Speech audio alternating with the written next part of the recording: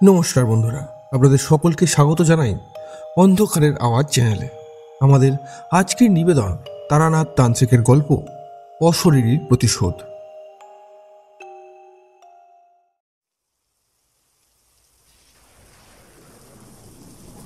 এসো, বাইরে এসো, আর ঘুমিয়ে থেকো না।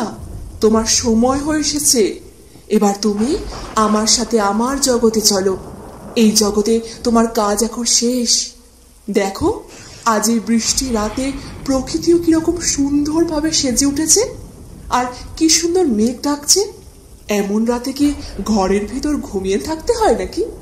এমন রাতে তো বাইরে বেরিয়ে এসে প্রকৃতির সাথে নিজেকে পুরোপুরি এক করে নিতে হয়। এসো, তুমি বাইরে এসো, এসো বলছি। আজ আবার সেই অশরীরী নারীকণ্ঠের ডাক তারানাথ শুনতে পেলেন। আজ এই নিয়ে পরপর 2 রাত ধরে তারানাথ এই একই ডাক শুনে আসছেন। আর এই ডাকের ফলে তার চোখের ঘুম কোথায় যে অদৃশ্য হয়ে যায় সেটা তিনি নিজেও জানেন না। এই অপার্থিব ডাক প্রতিদিন ঠিক রাত 12টার সময় তারানাথ শুনতে পান, কিন্তু এই ডাকের উৎস তিনি কিছুতেই খুঁজে পান না। তবে সেই ডাক যখনই আসে ঠিক তখনই তারানাথ ঘুম থেকে উঠে বসে পড়েন বিছানায়।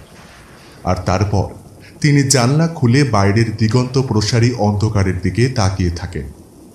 আর সেদিনও যখন সেই ডাক তিনি শুনতে পেয়েছিলেন, তখনও ঠিক একইভাবে তিনি ঘুম থেকে উঠে বিছানায় বসে খোলা জানলা দিয়ে বাইরের দিকে তাকিয়েছিলেন।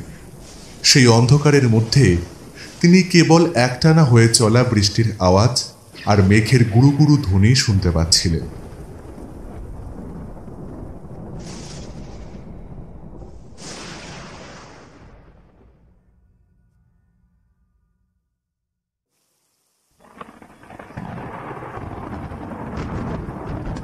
সময়টা শ্রাবণ মাসের একটা বর্ষণমুখর সন্ধ্যা।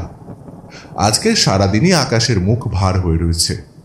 থেকে থেকেই ঝেপে বৃষ্টি আসছিল, আর এর সঙ্গে গড়গড় শব্দে বাজও পড়ছিল। আর এই দুইয়ের সাথে আজ সমানভাবে ঝোড়ো হাওয়ার দাপটটাও ছিল বেশ ভালো।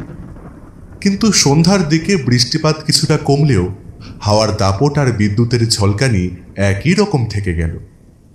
আমি আর কিশোরী অফিস থেকে বেরিয়ে পড়েছিলাম কিছুটা তাড়াতাড়ি, কারণ আজকের এই খারাপ আবহাওয়ার জন্য অনেক কর্মচারী অনুপস্থিত ছিল, আর সেই কারণেই আজ কাজের চাপও কম ছিল। আর তাই আজ আমরা তাড়াতাড়ি অফিস থেকে বেরোতে পারলাম। অফিস থেকে বেরিয়ে কিশোরী আমাকে বলল, ভাইয়া, এই বৃষ্টিমুখর সন্ধ্যায় বাড়িতে গিয়ে কি আর করব, তার থেকে চলো এখান থেকে একটা ট্রাম ধরে নিয়ে একেবারে মঠ লেনে তারানাথের বাড়িতে যাই। আজকে এই সন্ধ্যাবেলায় তার কাছ থেকে কিছু ভৌতিক গল্প শুনে আসি গিয়ে। তাহলে আজকের এই বর্ষমুখর সন্ধ্যাটা আমাদের বেশ ভালোই জমে উঠবে। কিশোরীর মুখে এই কথাটা শুনে আমার মনটাও খুশি হয়ে উঠল। আমি মনে মনে ভাবলাম, আজকে তো আমি বাড়িতে একাই আছি, কারণ আমার গিন্নি আমার ছেলেদের নিয়ে ওর বাপের বাড়িতে ঘুরতে গেছে। আরে এমন দিনে কি ঘরে একা একা ভালো লাগবে? এর থেকে তারানাথের বাড়ি গেলে সময়টাও বেশ ভালোভাবে কেটে যাবে, আর সাথে নতুন কিছু গল্পও শোনা যাবে। তাই এই সব ভেবে আমি কিশোরীর প্রস্তাবটা মেনে নিলাম। এরপর আমরা দুজনে এগিয়ে গিয়ে একটা ফাঁকা ট্রামে উঠে পড়লাম। তারপর সেই ট্রাম তার আপন গতিতে এগিয়ে চলল কলকাতা শহরের রাজপথ ধরে। ট্রামের জানলা দিয়ে আমি আর কিশোরী দেখতে লাগলাম বৃষ্টি ভেজা কলকাতার রাজপথগুলো। আমি দেখলাম রাস্তার বেশ কিছু জায়গায় 1 হাঁটু জল দাঁড়িয়ে গেছে। এই সমস্ত দৃশ্য দেখতে দেখতে প্রায় ঘন্টাখানেক পর আমাদের ট্রামটা এসে উপস্থিত হলো মঠ লেনের সামনে। এরপর আমি আর কিশোরী নেমে পড়লাম ট্রাম থেকে। আমরা নেমে যাওয়ার পর ট্রামটা চলে গেল দক্ষিণেশ্বরের দিকে। এবার আমরা এগিয়ে গেলাম মঠ লেনের সেই সরু গলিটার দিকে। গলিতে ঢোকার আগে কিশোরী তারানাথের জন্য পাশের মুদির দোকান থেকে একটা পাসিং শোয়ের প্যাকেট কিনে নিল। তারপর আমরা দুজনে প্রবেশ করলাম গলিটার ভেতরে। গলির ভেতরে প্রবেশ করার পর আমার প্রায় মনে হয় এই স্থান যেন আধুনিক কলকাতার স্থান নয়।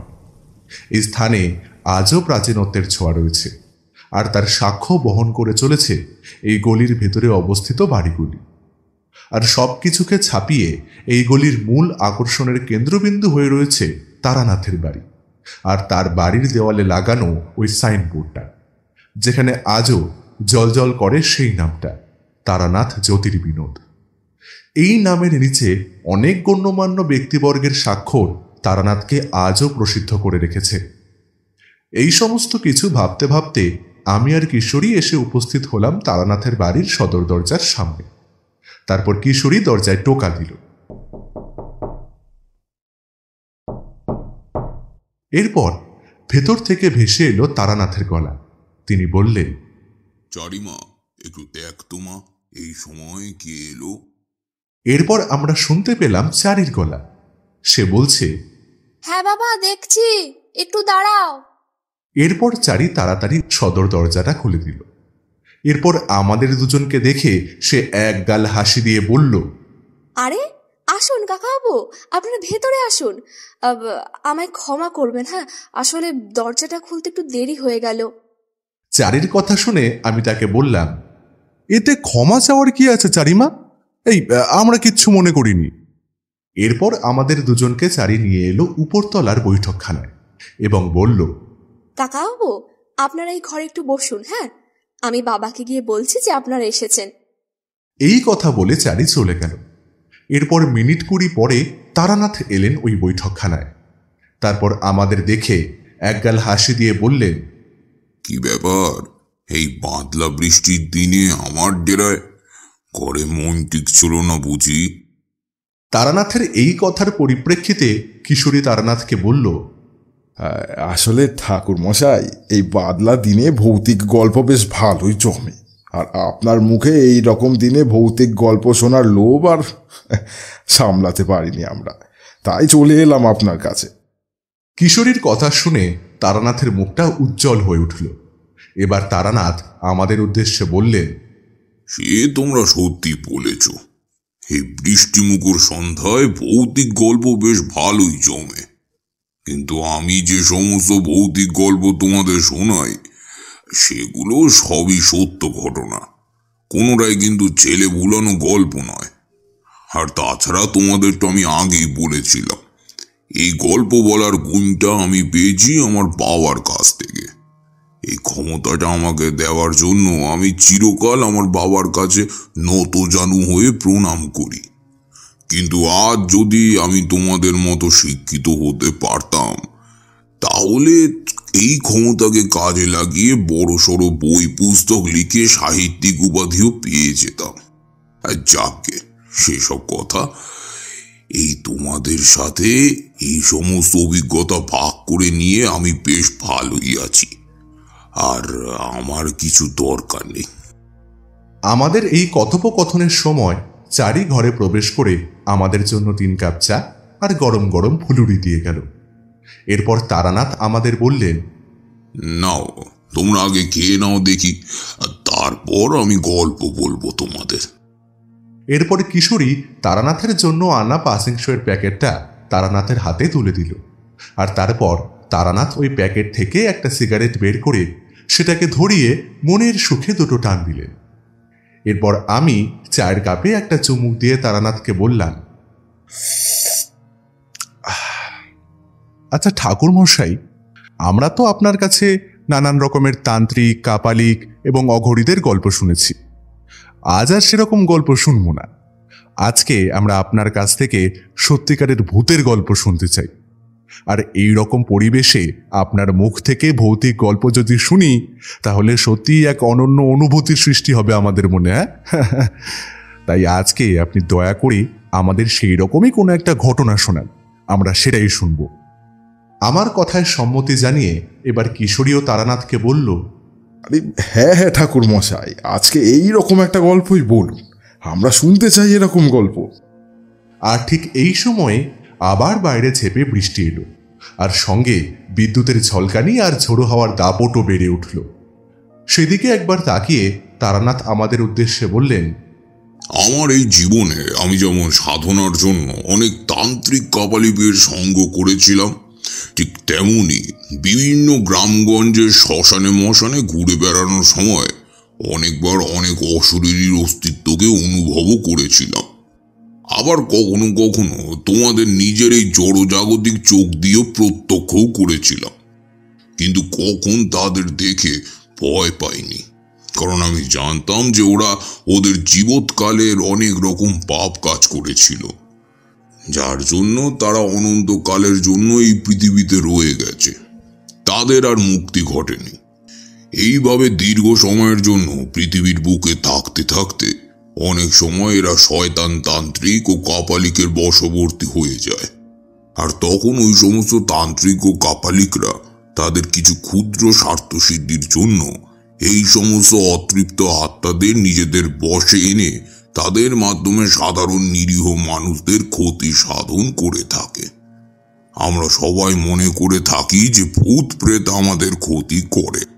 অনেক ক্ষেত্রে সেটা সত্য হলেও কিন্তু অধিকাংশ ক্ষেত্রেই সেটাই ভুল প্রমাণিত হয়ে যায়, কারণ এই সমস্ত ক্ষতির পেছনে থাকে ওই সমস্ত স্বার্থলোভী নিম্ন শ্রেণীর তন্ত্র সাধকেরা, যারা এই সমস্ত প্রেতেদের নিজেদের কাছে বন্দি করে রেখে একের পর এক মানুষের ক্ষতি করে চলে। আমার জীবনে আমি এইরকম অনেক ঘটনার সম্মুখীন হয়েছি, তাই আমি জানি এই সমস্ত নিম্ন শ্রেণীর সাধকেরা কতটা মারাত্মক হতে পারে। আর তার কিছু ঘটনা আমি তোমাদের আগেই বলেছিলাম, তাই আর সেদিকে যাচ্ছি না। এছাড়াও আমি একবারই জীবনে অতৃপ্ত আত্মার সম্মুখীন হয়েছিলাম, আর সেটাই কোনো এক তান্ত্রিক কাপালিকের ষড়যন্ত্র ছিল না। সেই অতৃপ্ত আত্মা নিজেই ছিল অতি ভয়ঙ্কর, আর সে বহুদিন ধরে এই পৃথিবীর বুকেই ছিল। এইভাবে দীর্ঘদিন ধরে পৃথিবীর বুকে ঘুরে বেড়ানোর ফলে তার মনে জমা হয়েছিল প্রবল প্রতিহিংসার ভাব। আর এই প্রতিহিংসার আরেকটা মুখ্য কারণ ছিল রহস্য মৃত্যু। এই প্রতিহিংসার তাড়নায় সে বিভিন্নভাবে মানুষের ক্ষতি করে এসেছে। আমিও একবার তার শিকারে পরিণত হতে গিয়েছিলাম, কিন্তু কপাল জোরে সে যাত্রায় আমি রক্ষা পেয়েছিলাম। তবে শেষে তার মুক্তি কিন্তু আমারই হাতেই ঘটেছিল। এতটা বলার পর তারানাথ একটু থামলেন। তারানাথ থামতেই আমি আবার তারানাথকে জিজ্ঞেস করলাম, আচ্ছা ঠাকুর মশাই, আপনি ওই অতৃপ্ত আত্মার দেখা কিভাবে পেলেন? আর কিভাবেই বা আপনি ওই অতৃপ্ত আত্মাকে মুক্তি দিলেন? আমার এই কথা শুনে তারানাথ সিগারেটের অবশিষ্টাংশটা ছাইদানি হিসেবে ব্যবহৃত শুকনো নারকেলের মালাটায় গুজে দিতে দিতে আবার বলতে শুরু করলেন। তোমরা তো জানোই, সেই সাধু বাবা যিনি আমার সব সাধনা শিখিয়েছিলেন, উনি আমাকে বলেছিলেন যে আমি কখনোই একটানা সন্ন্যাসীদের মতো সাধনার জীবনযাপন করতে পারবো না। আমাকে মাঝে মাঝেই ফিরে যেতে হবে গৃহাশ্রমে, আর আবার সেখান থেকে ফিরে আসতে হবে এই সাধনার জীবনে। তা সেইবারে আমি আবার আমার গ্রামের বাড়িতে ফিরে এসেছিলাম। গ্রামে আসার আগে আমি খবর পেয়েছিলাম যে আমার মা খুব অসুস্থ, মনে হয় আর বাঁচবেন না।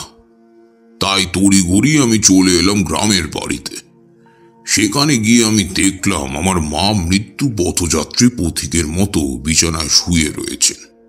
এই দৃশ্য দেখে আমার দু চোখ ফেটে জল চলে আসলো, কিন্তু আমি নিজেকে কিছুটা সামলে নিয়ে গিয়ে বসলাম মায়ের বিছানার পাশে।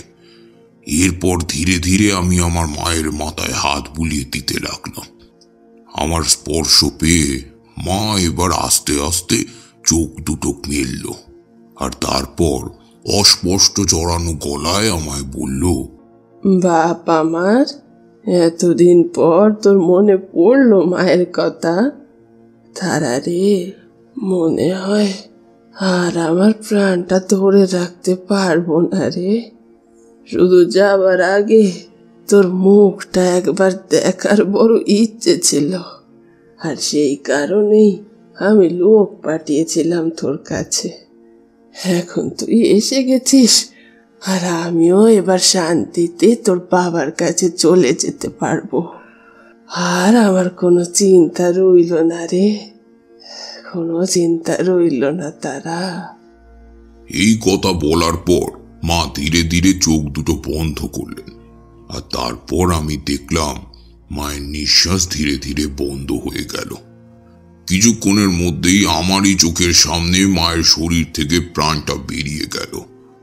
আমি যেহেতু তন্ত্র সাধনা অভ্যাস করতাম, তাই আমি সেই সময়তে দেখতে পেলাম একটা উজ্জ্বল নীল বর্ণের আলো আমার মায়ের শরীর থেকে বাইরে বেরিয়ে আসছে, আর সেই আলোতে একজন অপরূপ সুন্দরী নারী ওই আলোকের উৎসর অভিমুখে হেঁটে চলে যাচ্ছে।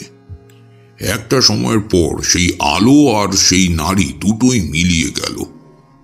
এরপর আমি কিছুক্ষণ মায়ের নিথর দেহটার পাশে চুপচাপ পাথরের মূর্তির মতো বসে রইলাম, কারণ তখনও আমি বিশ্বাস করতে পারছিলাম না যে আমার মা আর আমার সাথে নেই, আর আমি এই জীবনে কোনোদিন ওই মমতা মিশ্রিত মায়ের ডাক শুনতে পারবো না।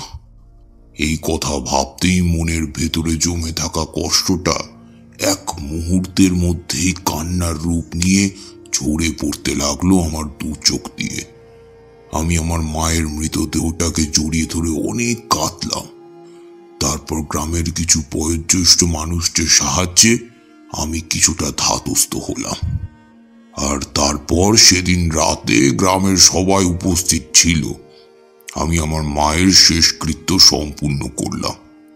তারপর যথারীতি সব কাজ ঠিকঠাক মতোই মিটে গেল, কিন্তু আমার মন ভারাক্রান্তই রয়ে গেল। আমার গর্ভধারিণীর মৃত্যু আমাকে সেই সময় আরো সংসারের প্রতি বিরাগী করে তুলল। আমি কোনো মতে আমার মায়ের শ্রাদ্ধের কাজ সম্পূর্ণ করে আবার গৃহত্যাগে মনস্থির করলাম। শ্রাদ্ধ শান্তির কাজ মিটে যাওয়ার পরদিন ভোরবেলায় আমি গৃহত্যাগ করলাম। কিন্তু যখন আমি আমার বাড়ির সদর দরজা দিয়ে বের হয়ে যাচ্ছিলাম, ঠিক সেই সময় আমি শুনতে পেলাম সেই অতি পরিচিত মমতা মিশ্রিত মাতৃকণ্ঠের ডাক। সাবধানে যাস তারা, তাড়াতাড়ি ফিরিস আর নিজের খেয়াল রাখিস, আর সময় মতো খাবার খেয়ে নিস কেমন? এই ডাক শুনতে পেয়ে আমি একবার পিছনে ফিরে তাকালাম, আর তখনই দেখতে পেলাম আমার মা ওই সদর দরজার একপাশে একটা লাল পাড়ে সাদা শাড়ি পরে দাঁড়িয়ে আছে, আর একটা হাত উপরের দিকে তুলে আমার উদ্দেশ্যে বিদায় জানাচ্ছে। তার ছোট্ট চোখ বেয়ে গড়িয়ে পড়ছে জল। এই দৃশ্য দেখে আমারও মনটা খুব ভারাক্রান্ত হয়ে উঠল, কিন্তু আমি সেই মনের অবস্থাটার বাইরে প্রকাশ না করে আমি ওখান থেকে চলে গেলাম। এরপর আমি ঘুরতে ঘুরতে এসে উপস্থিত হলাম সিউড়ি রেল স্টেশনে।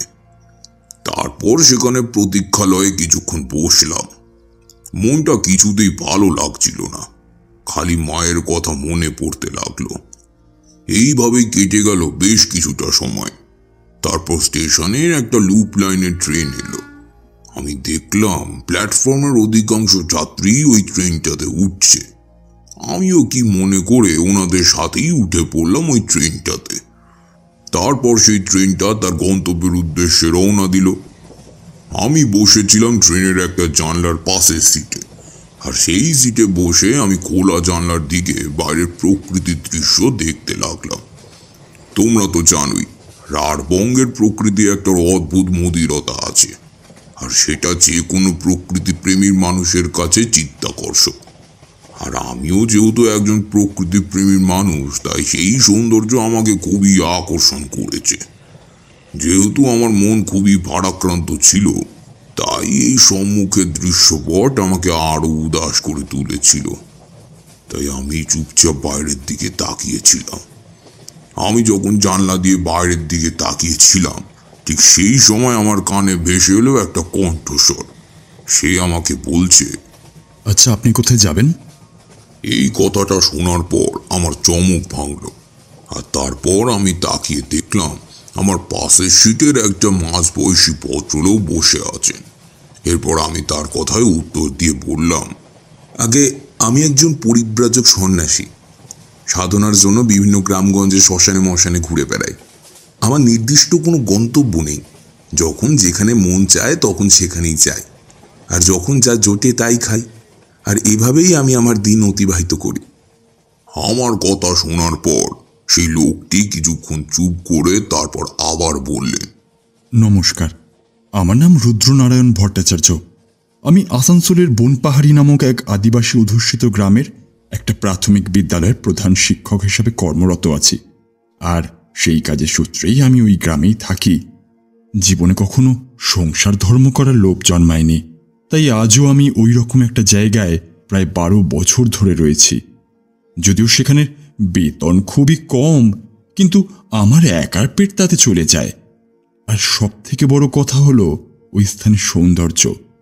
ওই স্থানের সৌন্দর্য যা আমাকে বড়ই আকর্ষণ করে, আর সেই কারণেই আমি ওই গ্রামটাকে আজও ছেড়ে যেতে পারিনি। তা ঠাকুরমশাই, আপনিও তো পরিব্রাজক সন্ন্যাসী, চলুন না আমার সাথে আমাদের বনপাহাড়ি গ্রামে।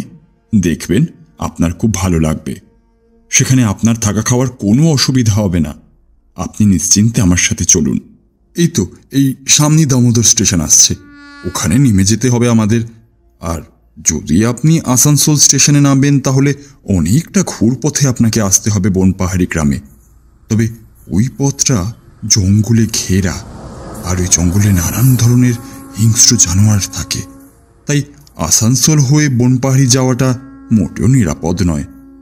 রুদ্রনারায়ণ বাবুর কথাটা শোনার পর আমি তাকে বললাম, ঠিক আছে, যখন আপনি বলছেন তখন আমি আপনার সাথে বনপাহাড়ি গ্রামে যাব।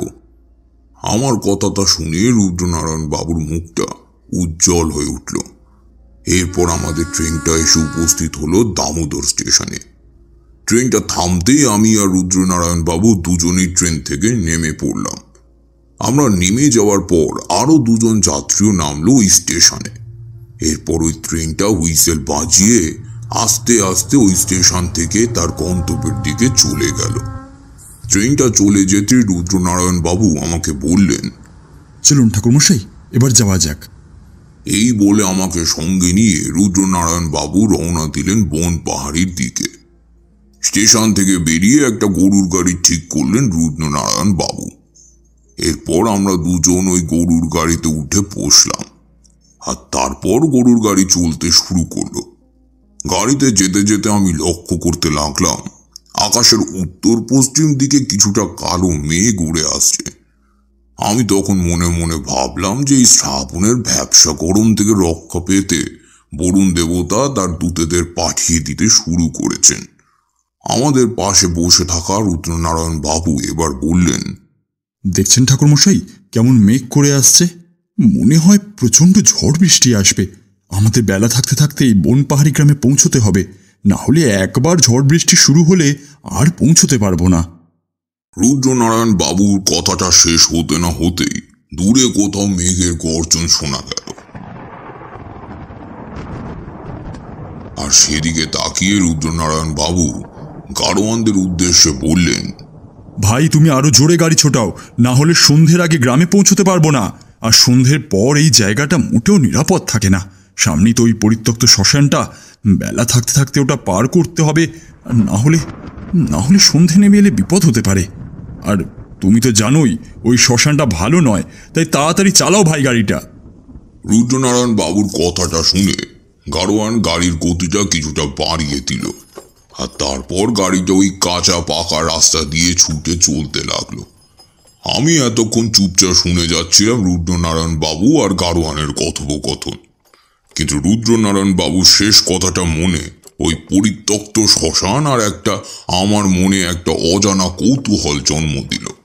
এরপর আমি সেই কৌতূহলের থেকেই রুদ্রনারায়ণ বাবুকে জিজ্ঞেস করলাম, আচ্ছা রুদ্রবাবু, আপনি একটা পরিত্যক্ত শ্মশানের ব্যাপারে ওই গাড়োয়ানকে যে বলছিলেন ওই শ্মশানটা খারাপ আর সন্ধে হবার আগে ওটা পেরোতে হবে, আপনি একটু আমাকে বিষয়টা খুলে বলবেন? আমার কথাটা শোনার পর রুদ্রনারায়ণ বাবুর মুখটা একটু ফ্যাকাশে হয়ে গেল, আর তারপর তিনি আমাকে বললেন, না না ঠাকুরমশাই, তেমন কোনো ব্যাপার নয়। আসলে ওই শ্মশানটা বহুদিন যাবৎ বন্ধ হয়ে আছে, আর দীর্ঘদিন ব্যবহার না করার জন্য ওই স্থানে বড় বড় ঝোপ জঙ্গল গজিয়ে উঠেছে।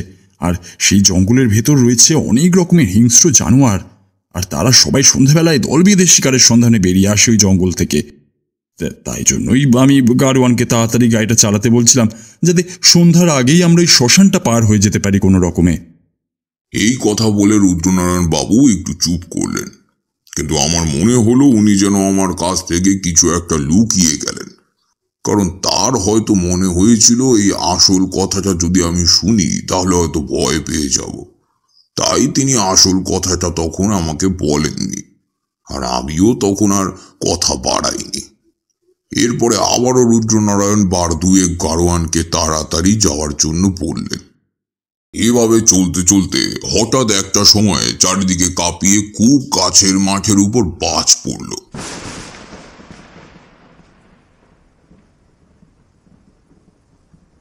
আর তার ঝলকানিতে আমাদের তিনজনের চোখ দুটো প্রায় অন্ধ হয়ে গেল। সেই গুরু গম্ভীর শব্দে আমাদের কানে তালা ধরে গেল। এরপরে শুরু হলো ঝড়ের তাণ্ডব, আর ততক্ষণ সারা আকাশ ছেয়ে গেছে এই ঈশান কোণের কালো মেঘটা। চারিদিকে এখন নিকোষ কালো অন্ধকারে ঢেকে গেছে, আর সেই সঙ্গে তাণ্ডব চালিয়ে চলছে হাওয়ার দাপট আর বিদ্যুতের ঝলক। এই সমস্ত দৃশ্য দেখে রুদ্রনারায়ণ বাবু পুনরায় গাড়োয়ানকে বললেন, ভাই, আমরা কি শ্মশানের কাছাকাছি পৌঁছে গেছি? তার এই প্রশ্নের জবাবে গাড়োয়ান তাকে বলল, হ্যাঁ কর্তা, আমরা শ্মশানের কাছাকাছি চলে এসেছি। আপনারা ভালো করে ভিতরে ঢুকে বসুন, আর একদম শ্মশানের দিকে তাকাবেন না। চুপচাপ ভিতরে বসে থাকুন। আমি যতটা সম্ভব তাড়াতাড়ি গাড়িটাকে এখান থেকে চালিয়ে নিয়ে যাচ্ছি। গাড়োয়ানের নির্দেশ মতো আমরা চুপি চুপি গাড়ির ভেতরে বসে রইলাম। কিন্তু আমার মনে একটা অজানা আশঙ্কা বারবার জানান দিয়ে যাচ্ছিল যে কোথাও যেন কোনো গন্ডগোল আছে। কিন্তু আমি তখনকার মতো এই আশঙ্কাটাকে আমার মনেই রেখে দিলাম।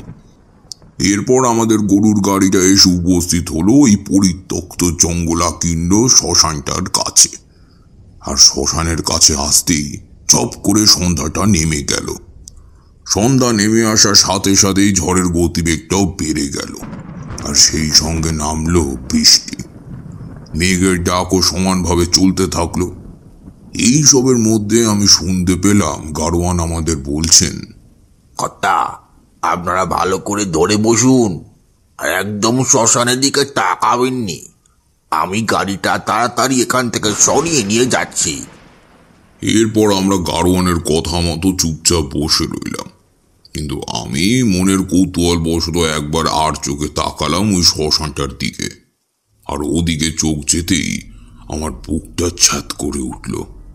আমি দেখলাম ওই অন্ধকার ঝড় বৃষ্টির সন্ধ্যায় ওই শ্মশানটার ভেতরে একটা বড় গাছের নিচের অন্ধকারের মধ্যে সাদা শাড়ির মতো একটা কাপড় পরে একজন অল্প বয়সী বউ গাছটা হেলান দিয়ে দাঁড়িয়ে আছে, আর তার হাতে একটা সাদা কাপড়ের পুটলি ধরা ছিল। অন্ধকারে ভালো করে ওই বউয়ের মুখটা দেখতে পেলাম না, শুধু এইটুকু বলতে পারি ওই মুখটা সম্ভবত এক হাত ঘোমটা দিয়ে ঢাকা ছিল। এই দৃশ্য দেখে আমার মনে প্রথম দিকে একটু ভয়ের সৃষ্টি হলো, কিন্তু আমি সেই কথা রুদ্রনারায়ণ বাবুকে জানতে দিলাম না। এরপর আমাদের গরুর গাড়িটা এসে উপস্থিত হলো বনপাহাড়ি গ্রামে। আমি আর রুদ্রনারায়ণ বাবু দুজনে নেমে পড়লাম গরুর গাড়ি থেকে। এরপর রুদ্রনারায়ণ বাবু গাড়োয়ানকে তার প্রাপ্য ভাড়া মিটিয়ে দিল, আর গাড়োয়ানও গরুর গাড়িটা নিয়ে চলে গেল। বৃষ্টি কিছুটা কমে এলো, ঝোড়ো বাতাস আর মেঘের ডাক ওই একই রকম ভাবে চলতে থাকলো। চারিদিকে এখন রাতের অন্ধকার ছেয়ে এসেছে, আর দু একটা বাড়ির জানলা দিয়ে সরু মোমবাতির আলো এসে পড়ছে রাস্তায়। আমি একবার চারিদিকে নজর চালিয়ে দেখে নিলাম পুরো গ্রামটা। গ্রামটা খুব একটা বড় না। এই গ্রামটা ওই পরিত্যক্ত শ্মশানটার ঠিক প্রান্তে একটা বড় নদীর ধারে, আর ওই গ্রামটার উত্তর পশ্চিম দিকে ছোট ছোট কিছু পাহাড় আর জঙ্গল আছে। এইসব পূর্ব দিকে রয়েছে ধানের জমি। এই সমস্ত কিছু দেখতে দেখতে আমার চোখে আবারও চলে গেল ওই শ্মশানটার দিকে, আর সেদিকে তাকিয়েই দেখতে আমার মনে একটা অশুভ আশঙ্কা সৃষ্টি হলো। ওদিকে তাকিয়ে থাকার সময় আমার মনে হতে লাগলো একটা অশুভ শক্তি ওই স্থানে রয়েছে, আর যে সব সময় নজর রেখে চলেছে এই গ্রামটার উপর। এরপর রুদ্রনারায়ণ বাবু আমাকে ওনার বাড়িতে নিয়ে গেলেন। ওনার বাড়িটা বনপাহাড়ি গ্রামের প্রাথমিক বিশ্ববিদ্যালয়ের ঠিক সামনেই, আর তার বাড়ি থেকে কিছুটা দূরেই ওই পরিত্যক্ত শ্মশানটা। এরপর রুদ্রনারায়ণ বাবু বাড়ির সদর দরজায় দাঁড়িয়ে তার চাকরকে ডেকে দিলেন। রামকিঙ্কর, আরে ওই রামকিঙ্কর, ঘুমিয়ে পড়লি নাকি রে?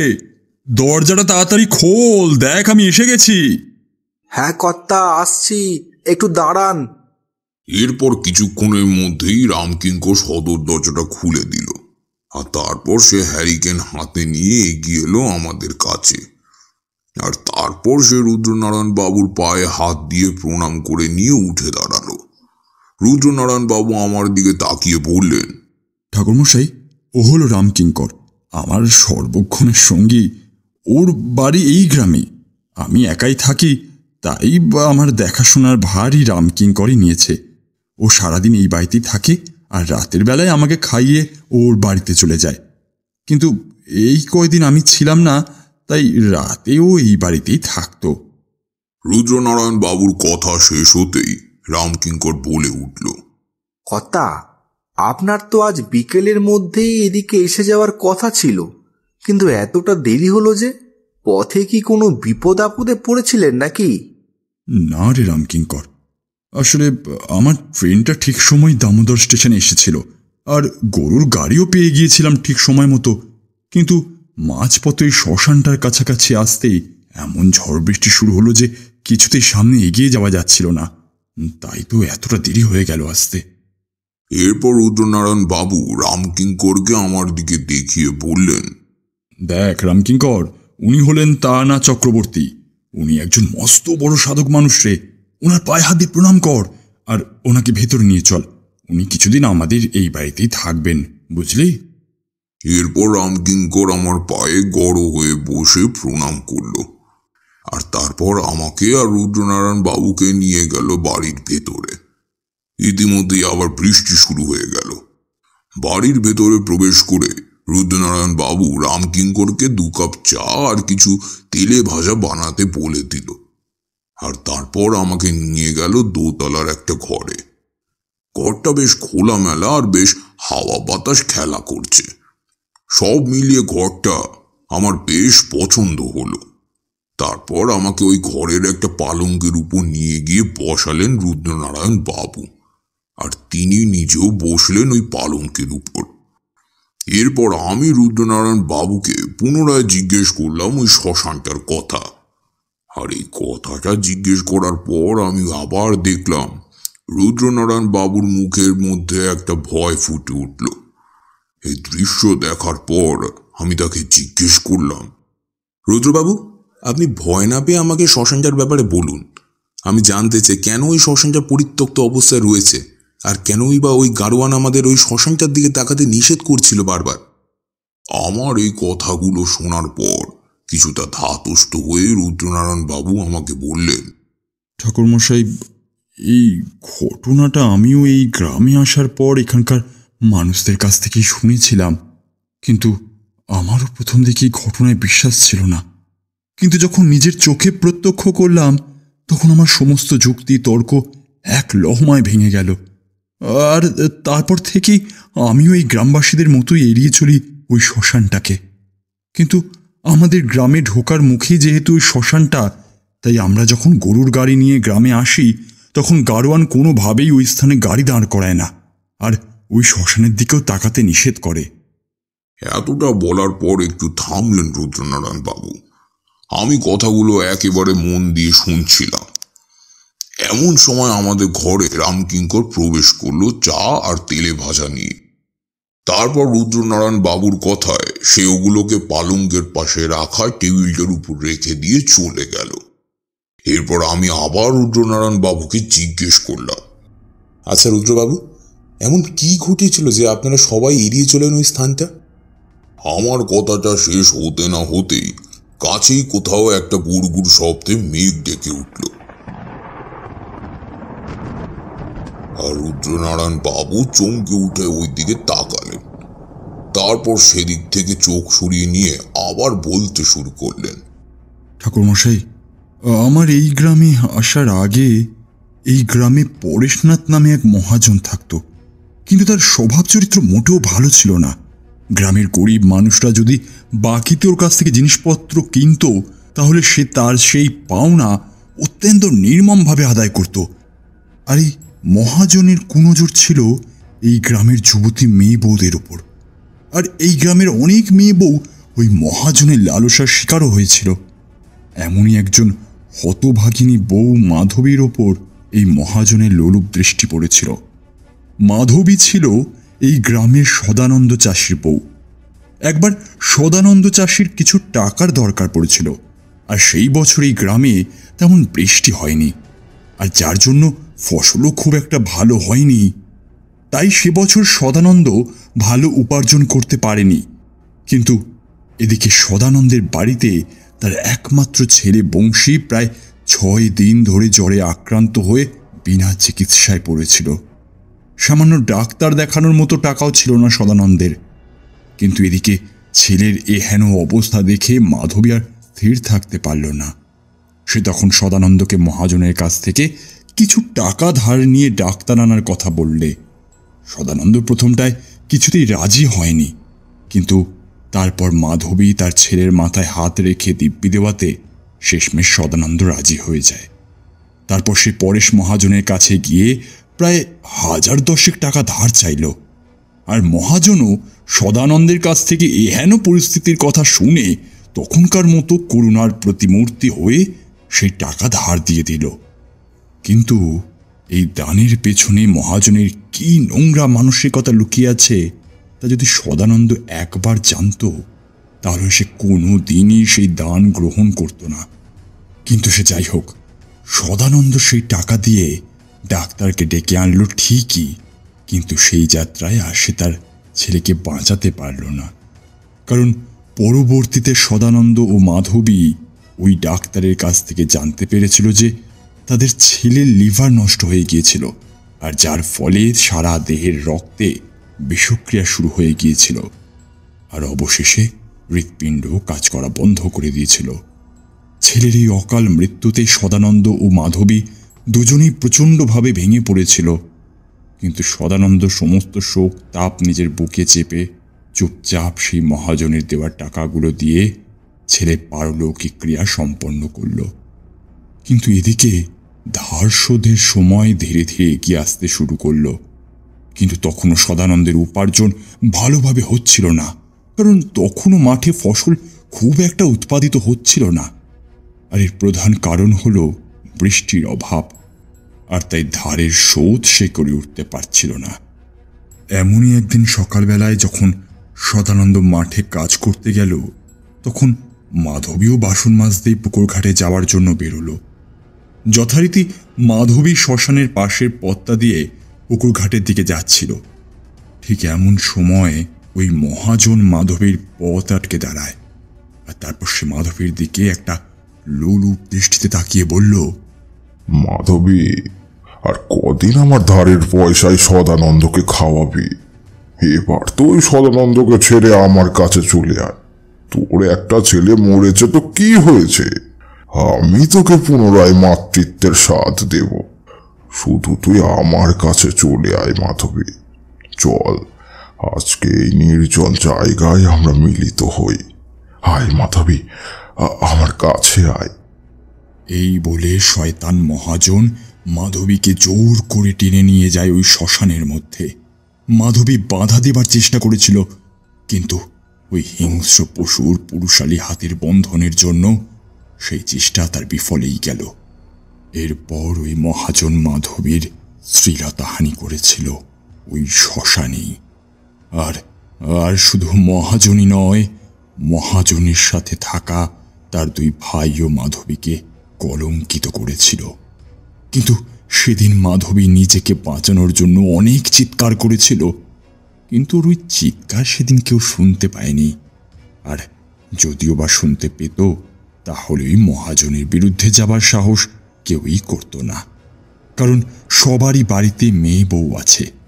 যদি তারা মহাজনের বিরুদ্ধে যায়, তাহলে তাদের বাড়ির মেয়ে বউদের অবস্থাও মহাজন মাধবীর মতো করবে। তাই সেদিন মাধবীকে বাঁচাতে কেউই আসেনি। লালসা মিটে যাওয়ার পর ওই মহাজন মাধবীকে বলেছিল, বুঝলি মাধবী, এবার তোদের সেই বকেয়া ধার শোধ হয়ে গেল। আজকে তোকে ভোগ করে আমার যে কি শান্তি হলো তা ভাষায় প্রকাশ করতে পারবো না রে। চিন্তা করিস না, খুব শীঘ্রই তুই আবার মাতৃত্বের স্বাদ পাবি। কাজেই এখন তোরা আনন্দ কর। এরপর মহাজন আর মহাজনের দুই ভাই চলে গেল ওই স্থান থেকে, আর মাধবী পড়ে রইল ওই শ্মশানেরই মাটিতে। তার বিবস্ত্র শরীরের বিভিন্ন জায়গায় ছিল এই নারকীয় অত্যাচারের ক্ষত, আর আর সেই সমস্ত ক্ষত স্থান আর তার ঠোঁটের কোণা থেকে গড়িয়ে পড়ছিল তাজা রক্ত। যন্ত্রণায় কাতরাচ্ছিল মাধবী। কোনো মতে নিজেকে সামলে উঠে দাঁড়ালো মাধবী, কিন্তু এই কলঙ্কিত শরীর নিয়ে সে আর কিছুতেই সদানন্দের কাছে ফিরে যেতে পারবে না। আর যদি সে ফেরে তাহলে গ্রামে তাকে নিয়ে যথেষ্ট নিন্দা উঠবে। তাই মাধবী ওই স্থানে দাঁড়িয়ে নিজেকে শেষ করে দেবার সিদ্ধান্ত নিয়েছিল। ওই শ্মশানের কাছেই একটা পঞ্চমুণ্ডির আসন রাখা ছিল, আর তার পাশে একটা পেতলের ত্রিশূল পোঁতা ছিল।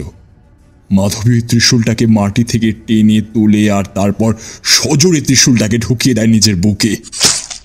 রক্তের ফুলকু ধারা ছড়িয়ে পড়ল শ্মশানের মাটিতে। তারপরে মাটিতে লুটিয়ে পড়ল মাধবী। ছটফট করতে করতে এক সময় স্থির হয়ে গেল সে। কেউ জানতেও পারল না একটা জলজ্যান্ত হাসি খুশি গ্রাম্য বউ একজন দুশ্চরিত্র মহাজনের লালসার শিকার হয়ে কিভাবে নিজের তরতাজা প্রাণটাকে বলি দিল। গ্রামাঞ্চল তাই খবরটা খুব তাড়াতাড়ি ছড়িয়ে পড়ল। খবর পেয়ে সদানন্দ পাগলের মতো ছুটে এলো ওই শ্মশানে, আর তার সঙ্গে এলো গ্রামের কিছু মানুষ। বউয়ের এহেন করুণ পরিণতি দেখে নিজের চোখের জল আর ধরে রাখতে পারল না সদানন্দ। বউয়ের লাশের পাশে বসে অঝরে কেঁদে চলল সে। এরপর গ্রামের কিছু মানুষ বহু কষ্টে তাকে সামলে নিল, আর তারপর মাধবীর শেষকৃত্য সম্পন্ন করার জন্য চিতা সাজালো। তারপর ধীরে ধীরে মাধবীর ওই মৃত দেহটাকে চিতায় তোলা হলো। কিন্তু তারপরই ঘটল এক ভয়ঙ্কর ঘটনা। যখন ওই মৃতদেহের মুখে আগুন দিতে যাওয়া হচ্ছিল, ঠিক সেই সময় কোথা থেকে একদল চামচিকে এসে ওই শ্মশান যাত্রীদের উপর আঘাত হানতে শুরু করলো। আর এই দৃশ্য দেখে এক অজানা ভয় সৃষ্টি হলো সবার মধ্যে। আর ঠিক সেই সময় শ্মশানের ভেতর থেকে একটা চাপা কান্নার শব্দ ভেসে আসতে শুরু করলো।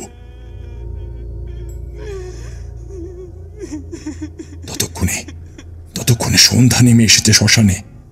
এই চামচিকের আক্রমণ আর এই কান্নার শব্দ সব মিলে মিশে ভয়টাকে যেন আরো অনেক গুণ বাড়িয়ে দিল।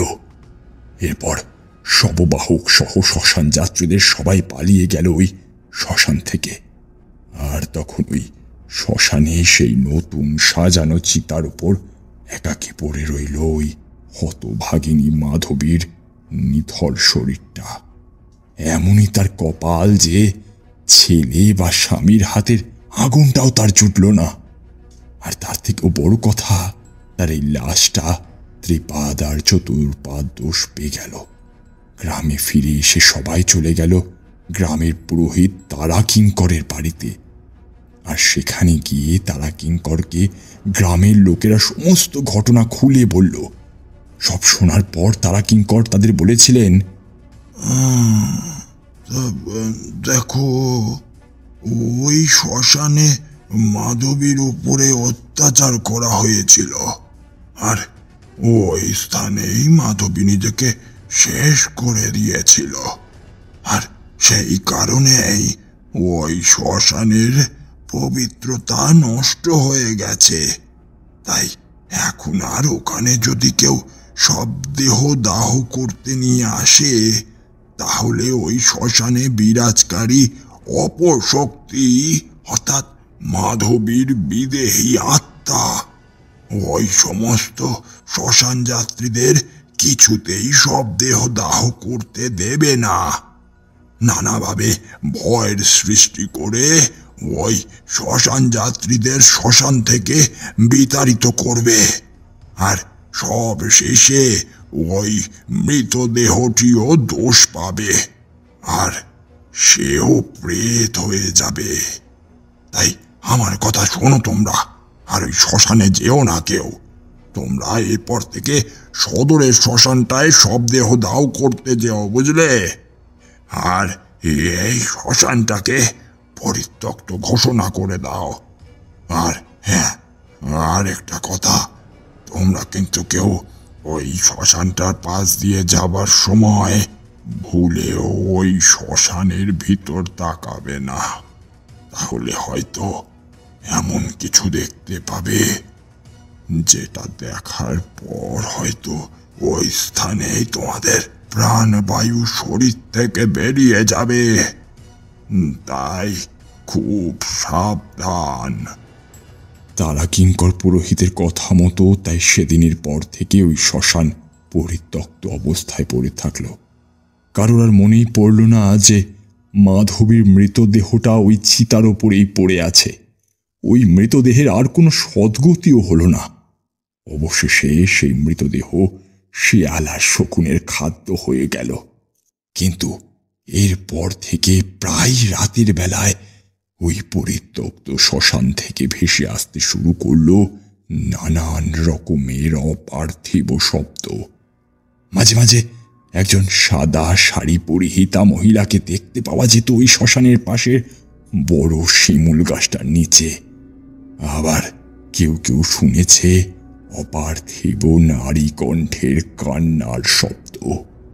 এই সমস্ত ঘটনাগুলোর সাক্ষী আমি আর রামকিঙ্কর। একবার রাতের বেলায় যখন আমি আর রামকিঙ্কর ঘুমাচ্ছিলাম, ঠিক সেই সময় আমরা শুনতে পেলাম এক অপার্থিব নারী কণ্ঠের কান্নার শব্দ। আমাদের ঘরের ঠিক বাইরেই হচ্ছিল সেই শব্দটা। আমি সাহস করে দেখতে যাবার জন্য উদ্যত হতেই রামকিঙ্কর আমাকে বাধা দিল। এরপর আমি আর রামকিঙ্কর দরজার ফাঁক দিয়ে দেখলাম একজন সাদা শাড়ি পরিহিতা বউ আমাদের দিকে পেছন করে আমাদের ঘরের সামনের বারান্দাটায় দাঁড়িয়ে আছে, আর সেই অপার্থিব স্বরে এক টানা কেঁদেই চলেছে।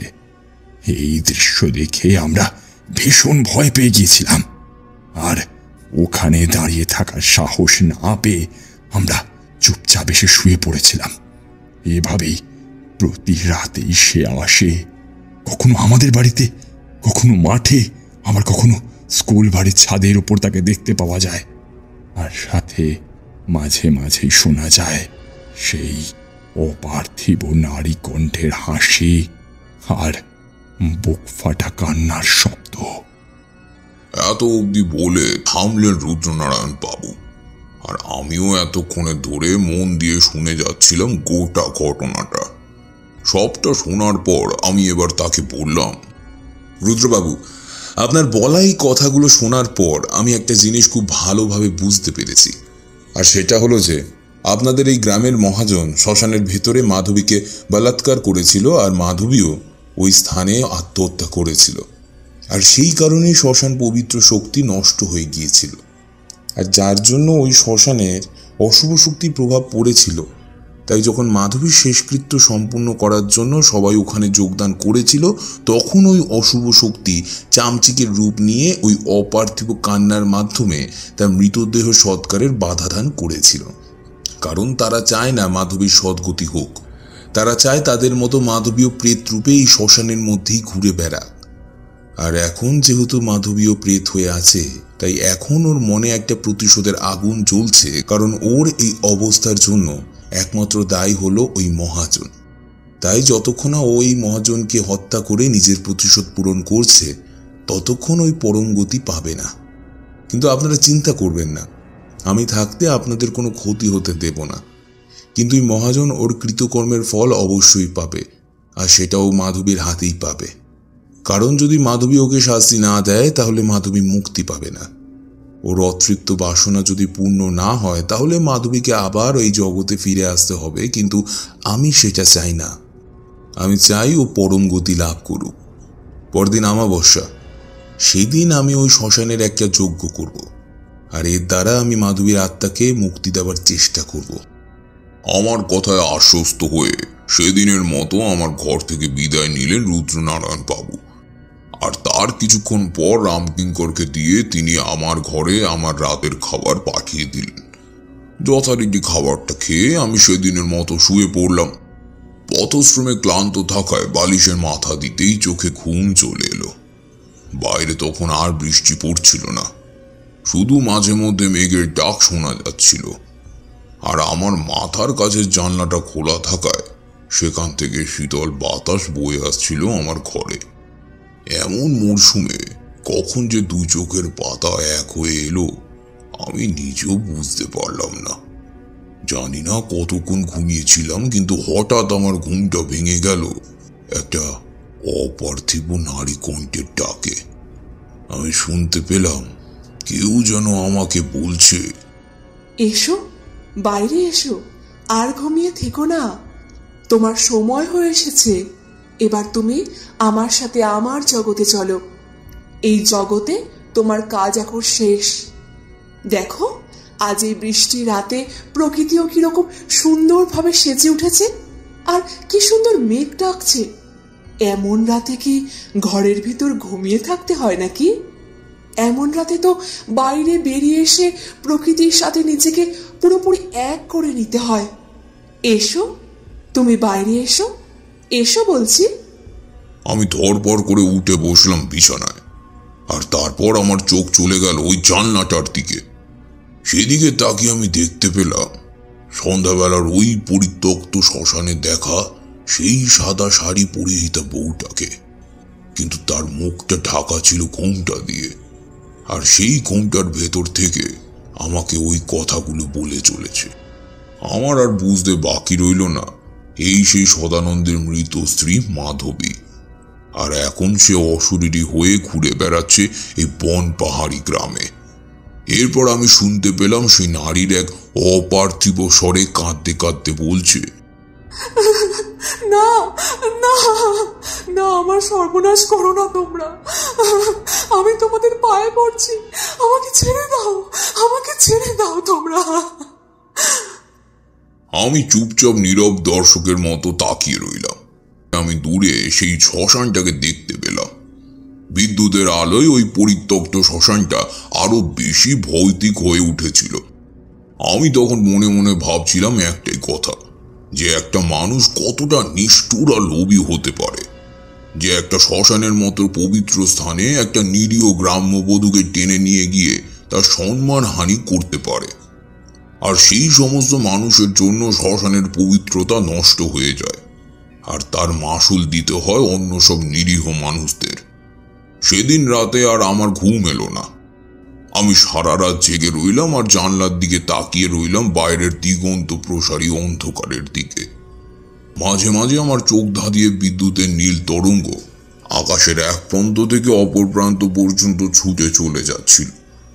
এই সমস্ত দেখতে দেখতে আমার আবার একটু তন্দ্রা এসে গেল, আর আমি পুনরায় ঘুমিয়ে পড়লাম। পরদিন সকালে আমার ঘুম ভাঙল রামকিঙ্করের ডাকে। ঘুম থেকে উঠে আমি দেখলাম বাইরে মেঘ করে আছে, আর সকালবেলাতে চারিদিক জুড়ে সন্ধ্যার অন্ধকার নেমে এসেছে, আর থেকে থেকে শোনা যাচ্ছে মেঘের ডাক আর বাতাসের শন শন শব্দ। আমি জানলা দিয়ে বাইরে তাকিয়ে আছি দেখে রামকিঙ্কর আমাকে বলল, ঠাকুরমশাই, লক্ষণ ভালো ঠেকছে না। মনে হয় মহাপ্রলয় আসবে, সব ধান নষ্ট হয়ে যাবে এই ভারী বর্ষণে। না খেতে পেয়ে সবাই মারা পড়ব। জানি না ঠাকুরের কি ইচ্ছা। এই কথা বলে রামকিঙ্কর তার সাথে আনা চায়ের কাপটা পালঙ্কের উপর রেখে চলে গেল ঘর থেকে। সে চলে যেতেই আমি দেখলাম বাইরে আবার মুষলধারে বৃষ্টি শুরু হয়েছে, আর সেই সঙ্গে ঝড়ের দাপটটাও বেড়ে উঠেছে। এরপর আমি বিছানা থেকে নেমে বাইরের বারান্দায় এলাম, আর এসে দেখলাম গোটা বন পাহাড়ি গ্রাম ঢেকে রয়েছে অন্ধকারের চাদরে। কোথাও কোনো আলোর চিহ্ন চোখে পড়ল না আমার। এখন যে দিনের বেলা সেটাই আমি বুঝতে পারলাম না। আমার মনে হতে লাগলো এই গ্রামে কোনোদিনই দিন হতো না, চিরকালই এই গ্রাম এরকমই অন্ধকারে ঢাকা ছিল।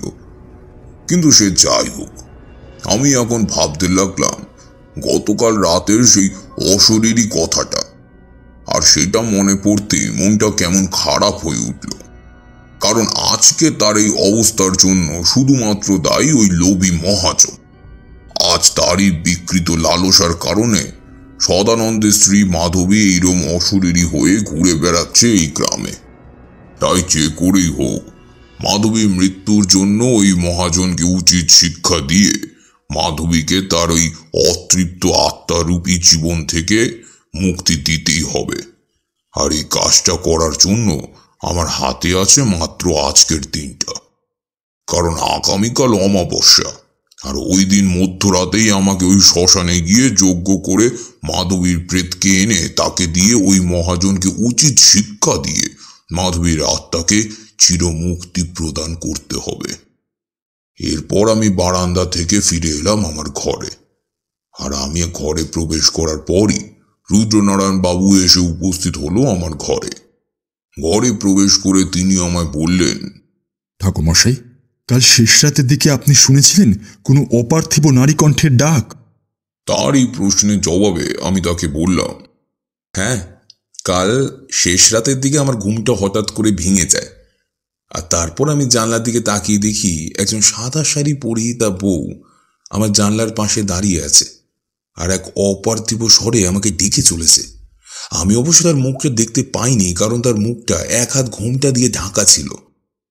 আমার এই কথা শুনে রুদ্রনারায়ণ বাবু আমাকে বললেন, ঠাকুরমশাই, আপনি কাল যাকে দেখেছেন সেটাই হলো সদানন্দের মৃত স্ত্রী মাধবীর অতৃপ্ত আত্মা।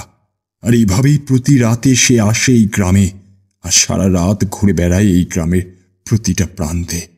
তার সাথে শোনা যায় সেই অপার্থিব নারী কণ্ঠের কান্নার শব্দ, আবার কখনো কখনো শোনা যায় নারী কণ্ঠের হাসির শব্দ। রুদ্রনারায়ণ বাবুর কথাটা শেষ হওয়ার সাথে সাথেই এক রাশ ঝোড়ো বাতাস খোলো জানলা দিয়ে ঘরে প্রবেশ করল, আর সাথে সাথেই পালঙ্কের পাশে থাকা চেয়ারটা সশব্দে মাটিতে পড়ে গেল। চমকে উঠলেন রুদ্রনারায়ণ বাবু। তারপর নিজেকে সামলে নিয়ে ওই মাটিতে পড়ে থাকা চেয়ারটাকে আবার যথাস্থানে তুলে বসিয়ে দিলেন। তারপর আমি ওনাকে বললাম, আচ্ছা রুদ্রবাবু, আপনি কি আমাকে ওই স্থানটা দেখাতে পারবেন যেখানে মাধবীর উপর অত্যাচার করা হয়েছিল, আর যেখানে মাধবী আত্মহত্যা করেছিল? আমার একরকম প্রশ্ন শুনে রুদ্রনারায়ণ বাবু প্রথমে একটু ভয়ই পেলেন, কিন্তু তারপর মনে খানি সাহস এনে বললেন, আসলে ঠাকুরমশাই, সেই ঘটনাটা ঘটার পর থেকেই ওই শ্মশানটা ওই রকমই বন্ধ ও পরিত্যক্ত অবস্থায় পড়ে আছে। আর এখন ওই স্থানে বড় বড় ঝোপ জঙ্গল গজে উঠেছে। তাছাড়া ওই সমস্ত ঝোপ জঙ্গলের মধ্যে ওই স্থানটা খুঁজে পাওয়াটা একটু কঠিন। আর তাছাড়াও আমি তো কখনো ওই শ্মশানের ভেতর যাইনি, তাই আমি ঠিক ওই জায়গাটা চিনি না। কিন্তু হ্যাঁ, রামকিঙ্কর জানে শ্মশানের কোথায় ওই জায়গাটা আছে, কারণ ঘটনাটা ঘটার দিন ও ওই শ্মশানের পাশ দিয়ে সদরে গেছিল। তাই ও আপনাকে খুব সহজেই ওই জায়গাটা নিয়ে যেতে পারবে, আমি ওকে বলে দিচ্ছি। এরপর আমার সামনেই রুদ্রনারায়ণ বাবু রামকিঙ্করকে ডাক দিলেন। তারপর যথারীতি রামকিঙ্কর আমার ঘরে এলো। রামকিঙ্কর আসতেই রুদ্রনারায়ণ বাবু তাকে বললেন, শোনো রামকিঙ্কর, তুমি ঠাকুরমশাইকে নিয়ে ওই পরিত্যক্ত শ্মশানটার ওই স্থানে যাও তো, যেখানে ঘটনাটা ঘটেছিল। ঠাকুরমশাইয়ের ওই জায়গাটায় যাওয়াটা খুব জরুরি, তাই আজকে বেলার দিকে তুমি ঠাকুরমশাইকে ওই জায়গাটা দেখিয়ে আনো। প্রথমে একটু আমতা আমতা করলেও পরে রুদ্রনারায়ণ বাবুর কথা না ফেলতে পেরে তার কথায় অবশেষে রাজি হয়ে গেল রামকিঙ্কর। তারপর জলখাবার খেয়ে আমি রামকিঙ্করের সাথে বেরিয়ে পড়লাম ওই শ্মশানের উদ্দেশ্যে। শ্মশানের কাছে যখন এসে উপস্থিত হলাম, তখন রামকিঙ্কর আমাকে বলল, ঠাকুরমশাই, আমরা শ্মশানে পৌঁছে গেছি। আসুন, একটু সাবধানে দেখে আসুন। রামকিঙ্করের কথা শুনে আমি তার সাথে শ্মশানের ভেতরে ঢুকলাম। ভেতরে প্রবেশ করে আমি দেখলাম চারিদিকটা নিকষ কালো অন্ধকারে ঢেকে আছে, আর বড় বড় ঝোপ জঙ্গল গজিয়ে উঠেছে চারিদিকে। আমি সাবধানে পা ফেলে ফেলে এগিয়ে চললাম রামকিঙ্করকে অনুসরণ করে করে। এভাবে বেশ কিছুটা দূর এগোনোর পর একটা জায়গায় এসে দাঁড়ালো রামকিঙ্কর। তারপর সে আমাকে বলল, ঠাকুরমশাই, আমরা এসে গেছি। এই এই সেই জায়গা যেখানে মাধবী দিদি আত্মহত্যা করেছিল। এবার আমি চারিদিকটা একবার চোখ বুলিয়ে নিলাম। আমি দেখলাম ওই জায়গাটার মেঝেতে এখনো রক্তের ছাপ রয়েছে, আর ঠিক তার কিছুটা দূরেই রুদ্রনারায়ণ বাবুর কথা মতো পঞ্চমুণ্ডির আসন আর একটা ত্রিশূল মাটিতে পড়ে আছে। এরপর আমি কিছুটা সামনের দিকে এগিয়ে গেলাম, আর সেখানে গিয়ে দেখলাম মাটির উপর একটা চিতা সাজানো রয়েছে, আর তার উপর একটা নরকঙ্কাল শুয়ে আছে। এই দৃশ্য দেখে আমার মনে একটু ভয়ের সৃষ্টি হলো। আমি তাড়াতাড়ি ওই স্থান থেকে সরে এলাম। এরপর আমি রামকিঙ্করকে বললাম, চলো এবার আমরা ফিরে যাই, আমার যা দেখার দেখা হয়ে গেছে। এরপর আমি আর রামকিঙ্কর ফিরে এলাম রুদ্রনারায়ণ বাবুর বাড়িতে।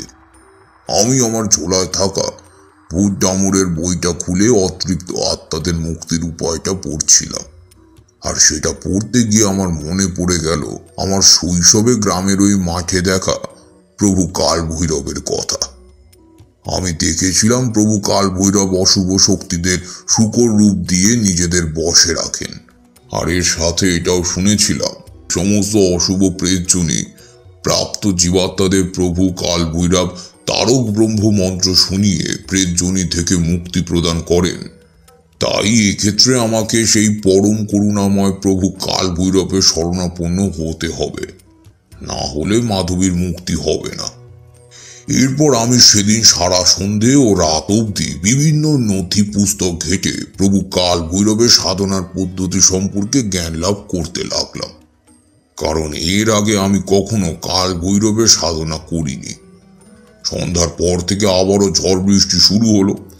মেঘের গর্জনে কান পাতা একেবারেই দায় হয়ে উঠেছিল, কিন্তু এই সবের মধ্যেও আমি এক মনে সাধন পদ্ধতি দেখতে লাগলাম। সাধন পদ্ধতিতে তেমন কোনো জটিলতা ছিল না। সেখানে বলা ছিল শ্মশানের যে স্থানে অতৃপ্ত আত্মার আগমন ঘটে সেই স্থানে একটা প্রেত চক্র বানাতে হবে, আর তারপর ওই প্রেত চক্রের মধ্যে 8টা মাটির প্রদীপ জ্বালিয়ে দিতে হবে। এরপর মাটি দিয়ে একটা ছোট্ট পুতুল বানিয়ে সেটাকে প্রেত চক্রের ঠিক মাঝখানে রেখে অগ্নিকুণ্ডের অগ্নি সংযোগ করতে হবে।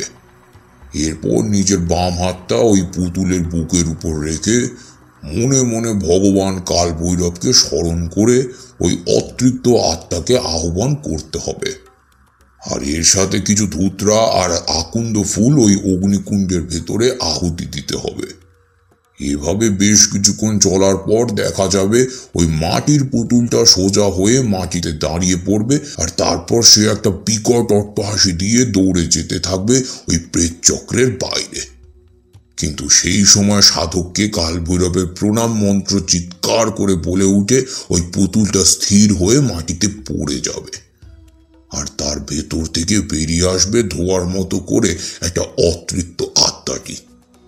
এরপর দেখা যাবে এক দীর্ঘদেহী পুরুষাকৃত ছায়া অবয়ব সেই ধোয়ার বলয়টাকে নিজের থেকে প্রবেশ করিয়ে ধীরে ধীরে আকাশে মিলিয়ে যাবে, আর তারপর আর সেই অতৃপ্ত আত্মাকে দেখতে পাওয়া যাবে না। এই উপায়টা পড়ার পর আমি রুদ্রনারায়ণ বাবুকে ডেকে এই পুরো প্রক্রিয়াটায় যা যা উপকরণ লাগবে তার সব কথা বললাম। সব শুনে রুদ্রনারায়ণ বাবু আমাকে বললেন, আপনি কিছু চিন্তা করবেন না ঠাকুরমশাই, আপনার এই সাধনার জন্য যা যা উপকরণ লাগবে আমি সেই সমস্ত উপকরণ জোগাড় করে এনে দেব। আপনি আমাদের জন্য এত কিছু করছেন, আর আমরা আপনাকে এইটুকুন সাহায্য করতে পারবো না? এরপর আমি কিছুটা নিশ্চিন্ত হলাম। তারপর রাতের খাবার খেয়ে সেদিনের মতো আমি শুয়ে পড়লাম। শুয়ে শুয়ে আমি বাইরের আবিরাম পড়ে চলা বৃষ্টির আওয়াজ শুনতে থাকলাম। এভাবে একটা সময়ের পর আমার চোখ দুটো জুড়িয়ে এলো আর আমি ঘুমিয়ে পড়লাম। কিন্তু আবার গত রাতের মতো আজকেও মাঝরাতের দিকে আবার ঘুমটা ভেঙে গেল একটা চাপা কান্নার শব্দে। আমি আবার ধরপড় করে উঠে বসলাম বিছানায়, আর আমার মাথার কাছে খোলা জানলা দিয়ে আমি বাইরে তাকিয়ে দেখলাম কেউ কোথাও নেই, শুধুমাত্র একটা কান্নার শব্দ হাওয়ায় ভর করে ভেসে আসছে আমার কাছে। আর আমি দূরে আকাশে আমি দেখতে পেলাম বিদ্যুতের ঝলকানি। আমি আর ঘুমালাম না, আমি বিছানা থেকে নেমে এসে দাঁড়ালাম ওই জানলাটার কাছে। সেখানে দাঁড়িয়ে আমি দিগন্ত প্রসারী অন্ধকারটার দিকে তাকিয়ে রইলাম আর মনে মনে স্থির করে নিলাম আগামীকাল অমাবস্যার মধ্যরাতে প্রভু কাল ভৈরবকে তুষ্ট করে মাধবীকে তার এই অতৃপ্ত আত্মারূপী জীবন থেকে মুক্তি দিতেই হবে, আরো কষ্ট পাবে না হলে মেয়েটা। এরপর আমি ঘর থেকে বেরিয়ে এসে বারান্দায় কিছুক্ষণ বসে রইলাম। এরপর খানিকক্ষণ পর ধীরে ধীরে ভোরের আলো ফুটে উঠল। আমি ঘরে এসে আবারও ভূতদামের বইটা পড়তে লাগলাম, কারণ আজকে মধ্যরাতে আমাকে কাল ভৈরবের সাধনায় বসতে হবে। তার প্রস্তুতির কোনো রকম ত্রুটি রাখা চলবে না, নয়তো এই আত্মার মুক্তির পথ চিরতরে বন্ধ হয়ে যাবে আর সাধকেরও মৃত্যু ঘটবে।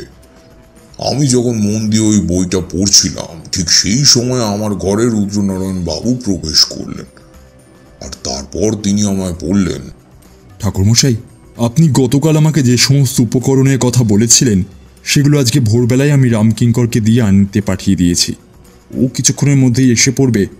আপনি একবার একটু জিনিসগুলো দেখে নেবেন। যদি কিছু ভুল ত্রুটি হয়ে থাকে তাহলে সেটা শুধরে নেওয়া যাবে। রুদ্রনারায়ণ বাবুর কথাটা শেষ হবার আগে দরজায় রামকিঙ্কর এসে উপস্থিত হয়েছে।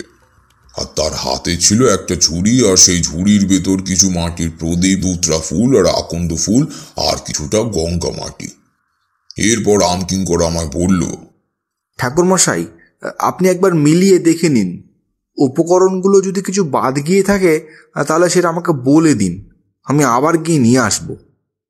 আমি এরপর রামকিঙ্করের হাত থেকে ঝুড়িটা নিয়ে সমস্ত উপকরণ ভালোভাবে দেখে নিলাম। আর তারপর আমি ওকে বললাম, সব ঠিক আছে, কোনো অসুবিধা নেই। এরপর আমি ওই সমস্ত উপকরণগুলোকে গঙ্গা জলে ছিটিয়ে শুদ্ধ করে নিলাম। রুদ্রনারায়ণ বাবু আর রামকিঙ্কর আমার ঘর থেকে চলে গেলেন। তারা চলে যাওয়ার পর আমি ওই গঙ্গা মাটি দিয়ে একটা পুতুল বানাতে শুরু করলাম। আমার পুতুলটা বানানো সম্পূর্ণ হলে আমি ওই পুতুলটাকে ভালোভাবে সিঁদুর মাখিয়ে একটা লাল কাপড় দিয়ে মুড়িয়ে ঝুড়িটার মধ্যে রেখে দিলাম। সেদিন আমি দুপুরে কিছু খেলাম না, কারণ রামকিঙ্করকে বলে দিলাম যেন আজ আমাকে রাতে আমার জন্য কোনো খাবার না বানানো হয়, কারণ এই সাধনায় বসতে গেলে পুরো দিন উপবাস করে থাকতে হয়। আর তাই সেদিন আমি কোনো খাবার গ্রহণ করলাম না। সেদিন বিকেলের দিকে বৃষ্টিটা কিছুটা থামলেও আকাশের মুখটা ভার হয়েই থাকলো। থেকে থেকে মেঘের ডাকও শোনা যাচ্ছিল, আর সেই সঙ্গে ঝোড়ো হাওয়াটাও বয়ে চলেছিল। আমি মনে মনে নিজেকে আজকে সাধনার জন্য প্রস্তুত করতে লাগলাম। এভাবে ধীরে ধীরে বিকেল গড়িয়ে সন্ধ্যা, আর সন্ধ্যা গড়িয়ে রাত নামলো। রাত নামতেই আমি আমার সাধনার জিনিসপত্রগুলোকে ভালো করে গুছিয়ে নিতে লাগলাম। আর তারপর নিজে আমি একটা নতুন রক্তবস্ত্র পরিধান করলাম। কপালে দিলাম রক্ত চন্দনের তিলক, আর গলায় পরে নিলাম পদ্ম বীজের মালাটা, আর হাতে নিলাম একটা ছোট্ট পিতলের ত্রিশূল। এরপর আমি অপেক্ষা করতে লাগলাম মধ্যরাত হবার, কারণ মধ্যরাতেই আমাকে ওই শ্মশানে গিয়ে সাধনায় বসতে হবে। আমি রুদ্রনারায়ণ বাবু আর রামকিঙ্করকে আগেই ঘুমিয়ে পড়তে বলে দিয়েছিলাম, আর ওরাও আমার কথা মতো ঘুমিয়ে পড়েছিল। এরপর ধীরে ধীরে ঘড়ির কাঁটা 12টার ঘরে প্রবেশ করলো, অর্থাৎ মধ্যরাতের আগমন ঘটেছে। আমি এবার ধীরে ধীরে ঘর থেকে বেরিয়ে এলাম বারান্দায়, আর তারপর বারান্দা বরাবর হেঁটে আমিও নিচে নেমে গেলাম। আমার হাতে ছিল একটা প্রদীপ, আর তার আলোতেই আমি এগিয়ে চলছিলাম। সদর দরজা অতিক্রম করে যখন বাইরে এলাম, তখন চারিদিক ঢেকে রয়েছে নিকোষ কালো অন্ধকারে, আর মাঝে মাঝে সেই অন্ধকারের বুক চিরে বিদ্যুতের নীল শিখা আকাশের এক প্রান্ত থেকে ও প্রান্তে পর্যন্ত ছুটে চলেছে। আর তারই আলোতে চারিদিকে চড়াচড় কিছুটা হলেও দৃশ্যমান হচ্ছিল। আমি এগিয়ে চললাম সেই শ্মশানের দিকে। প্রায় মিনিট 20 পরে আমি এসে উপস্থিত হলাম ওই শ্মশানের ঠিক সামনে। এরপর মনে সাহস এনে আমি ওই প্রদীপের আলোকে সঙ্গী করে ওই শ্মশানের ভেতরে প্রবেশ করলাম। শ্মশানে প্রবেশ করে আমি সেই স্থানে চলে গেলাম যেখানে মাধবীর আত্মহত্যা করেছিল, আর যেখানে ওই মহাজন মাধবীর সম্মান হানি করেছিল। ওই স্থানে পৌঁছে আমি আমার ত্রিশূলটা দিয়ে ভেজা মাটিতে একটা তারকাকৃতি প্রেত চক্র বানালাম। তারপর এক এক করে 8টা মাটির প্রদীপ বসিয়ে দিলাম প্রেত চক্রের ভেতরে। এরপর আমি মাটিতে আসন করে বসলাম, আর আমার সামনে একটা অগ্নিকুণ্ড বানিয়ে সেটার অগ্নি সংযোগ করলাম। তারপর আমার সাথে আনা সেই পুতুলটাকে প্রেত চক্রের ঠিক মাঝখানে রাখলাম, আর 2টো মাটি সরায় ওই ধুতরা আর আকন্দ ফুলগুলোকে সাজিয়ে রাখলাম। এবার আমি আমার ইষ্ট দেবতা কাল ভৈরবকে মনে মনে স্মরণ করে নিয়ে আমার বাম হাত আর পুতুলটার বুকের উপর রেখে আহ্বান করতে লাগলাম ওই মাধবীর অতৃপ্ত আত্মাকে। আর একসঙ্গে আমি একটার পর একটা ফুল এবং অগ্নিকুণ্ডের ভিতরে আহুতি দিতে লাগলাম। এভাবে বেশ কিছুক্ষণ চলার পর আমি একটা গগন বিদারী আর্তনাদ শুনতে পেলাম, আর তারপর আমি দেখলাম আমার বানানো ওই পুতুলটা মাটি থেকে সোজা হয়ে উঠে দাঁড়িয়েছে, আর তার মুখ থেকে গড়িয়ে পড়ছে তাজা রক্ত। এরকম অবস্থায় সে তার 2 হাত দিয়ে আমার গলাটা টিপে ধরতে আসছিল, কিন্তু গাত্র বন্ধন করে রাখার জন্য সে যাত্রায় সে বিফল হয়। তারপর সে দৌড়ে ওই প্রেতচক্রের বাইরে চলে গেল। ঠিক সেই সময় আমি কাল ভৈরবের প্রণাম মন্ত্র জোরে বলে উঠলাম, আর সঙ্গে সঙ্গে সেই পুতুলটা ধপ করে পড়ে গেল মাটিতে। এবার আমি দেখলাম ওই পুতুলটার ভেতর থেকে একরা সাদা ধোঁয়ার বলয় বাইরে বেরিয়ে আসছে, আর সেটা ক্রমে ক্রমে একটা নারী মূর্তি ধারণ করছে। এরপর আমার চোখের সামনে সে ধোঁয়ার বলয় একটা অল্প বয়সী বউয়ের রূপ ধারণ করলো, আর সেই বউকে আমি আগেও 2বার দেখেছি। এটাই হলো সেই মাধবী। এবার সেই মাধবীর আত্মা আমার দিকে তাকিয়ে বলল, আমাকে কেন ডাকলে? আমাকে ছেড়ে দাও, আর কষ্ট দিও না আমায়। আমি আর পারছি না, ছেড়ে দাও, মুক্তি দাও আমায়। এই কথা শুনে আমি তাকে বললাম, মাগো, আমি জানি তোমার অনেক কষ্ট, অনেক বছর ধরে এরকম নরক যন্ত্রণায় ভুগছো তুমি। আমি এটাও জানি কিছু লোভী মানুষের লোভের শিকার হয়ে আজ এরকম জীবন কাটাচ্ছ তুমি। তুমি চিন্তা করো না, আমি তোমাকে মুক্তি দিতে এসেছি। প্রভু কাল ভৈরবে আমাকে পাঠিয়েছে তোমাকে মুক্তি দেবার জন্য। আমার এই কথা শুনে মাধবীর আত্মা আমায় বলল, বেশ, তবে তাই হোক। তুমি আমার মুক্তির পথ প্রশস্ত করো, কিন্তু কিন্তু যাবার আগে আমি ওই মহাজনকে উচিত শিক্ষা দিয়ে যেতে চাই। এরপর আমি আমার হাতের ত্রিশূলটা মাধবীকে দিয়ে বললাম, এটা তুমি নিয়ে যাও ওই মহাজনের বাড়ি, আর তারপর এটা দিয়ে হত্যা করো ওই মহাজনকে। আমার কথা মতো মাধবীর আত্মা যখন প্রতিশোধ নিয়ে ফিরে এলো আমার কাছে, তখন আমি দেখতে পেলাম আকাশ থেকে এক উজ্জ্বল নীল রঙের আলো এসে পড়ছে শ্মশানের ঠিক মাঝখানে। আর সেই আলোয় আমি লক্ষ্য করলাম সেই কৃষ্ণকায় বর্ণের লোকটি এক পাল শূকরদের নিয়ে এসে দাঁড়িয়েছেন, আর আমার দিকে তাকিয়ে মৃদু হাসছিলেন। আমি মাধবীর আত্মাকে ওই দিকে নির্দেশ করে বললাম, যাও মাধবী, ওটাই তোমার গন্তব্য। তোমার সমস্ত কাজ আজকে পূর্ণ হলো। এবার তুমি প্রভু কাল ভৈরবের শরণে চলে যাও, ওটাই তোমার মুক্তির পথ। চলে যাও মাধবী, প্রভুর কাছে চলে যাও। এরপর আমি দেখলাম মাধবীর আত্মা ধীরে ধীরে একটা সাদা রঙের আলোর শিখাতে পরিণত হয়ে ধীরে ধীরে ওই উজ্জ্বল নীল আলোয় মিলিয়ে গেল। আর তারপর আমি অনুভব করলাম, যেন শুনতে পেলাম প্রভু আমাকে বলছেন, তারানাথ, আজকে তোর সাধনার সব থেকে উজ্জ্বলতম দিন।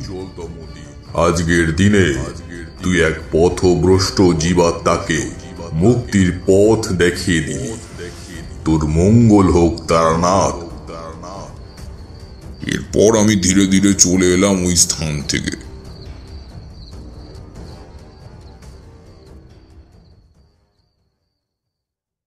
পরদিন সকালবেলা আমি রুদ্রনারায়ণ বাবুকে পুরো ঘটনাটা খুলে বললাম, আর সবটা শোনার পর উনি আর রামকিঙ্কর দুজনেই আমার পায়ে প্রণাম করলেন।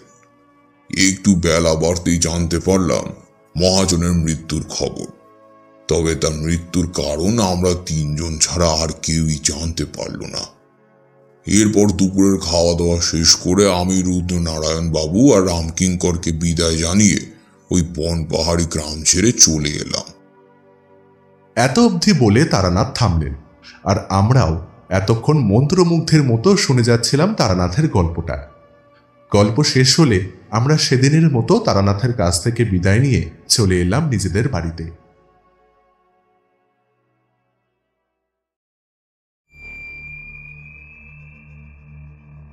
শুনছিলেন তারানাথ তান্ত্রিকের গল্প অশরীরীর প্রতিশোধ। গল্পটি কেমন লাগলো অবশ্যই আমাদের কমেন্টের মাধ্যমে জানান। যদি ভালো লেগে থাকে তাহলে একটি লাইক করবেন এবং এরকম আরও গল্প শুনতে সাবস্ক্রাইব করতে পারেন অন্ধকারের আওয়াজ। সকলকে অসংখ্য ধন্যবাদ। দেখা হবে পরবর্তী একটি ভিডিওতে। ততক্ষণের জন্য সবাই ভালো থাকুন, সুস্থ থাকুন।